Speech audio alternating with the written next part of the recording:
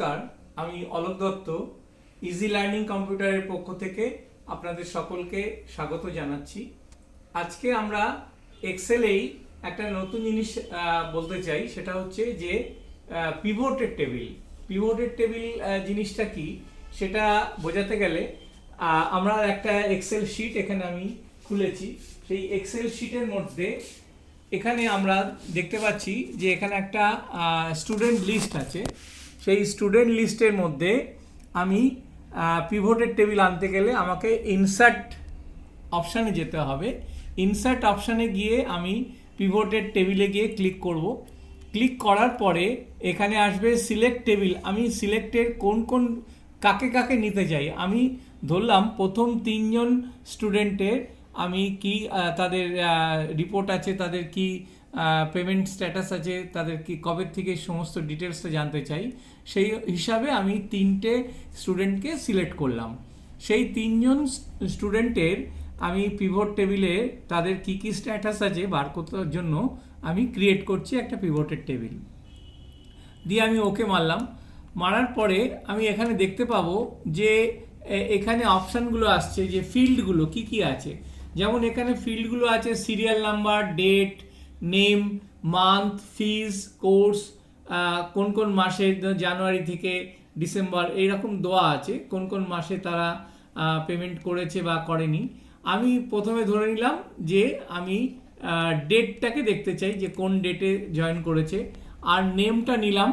নেমটা নেওয়ার পরে মান্থটাকে সিলেক্ট করলাম। আর কোন সে ফিস কত, আর কোর্স কি কোর্সের জন্য জয়েন করেছে, আর কোন মাসে সে পেমেন্ট করেছে। আমি ধরুন জানুয়ারি, ফেব্রুয়ারি, মার্চ এই পর্যন্ত আমি ক্লিক করলাম। ক্লিক করলে দেখতে পাচ্ছি যে এখানে আমাদের এখানে অপশান চলে আসছে। প্রথমে আমি দেখতে পাচ্ছি যে এস মাঝি প্রথম যে নামটা আছে, সে জুলাই 22-এ ভর্তি হয়েছিল।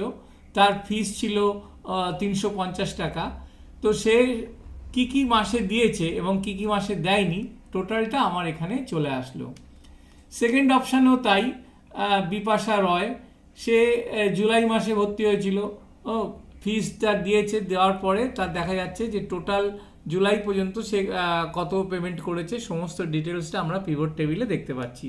এইভাবে আমরা যা কিছু যদি আমরা পার্টলি দেখতে চাই, সেই পার্টলি আমরা পিভট টেবিলের মাধ্যমে আমরা পুরোটা দেখতে পাই। তো এটা একটা খুব ভালো অপশান যেটা এক্সেলের মধ্যে রয়েছে। সেই এক্সেলটা ডেসক্রাইব করতে গেলে পিভট টেবিলটাকে যদি বলা না হয়, তাহলে আমার মনে হয় একটা অংশ বাদ থেকে যায়।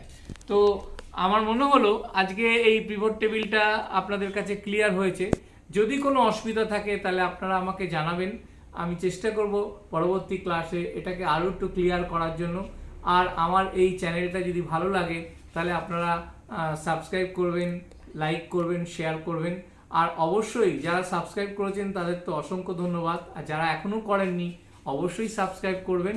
আর কমেন্ট বাটনে অবশ্যই আপনাদের কি ওপিনিয়ন আছে সেই ওপিনিয়নগুলো জানাবেন। ধন্যবাদ।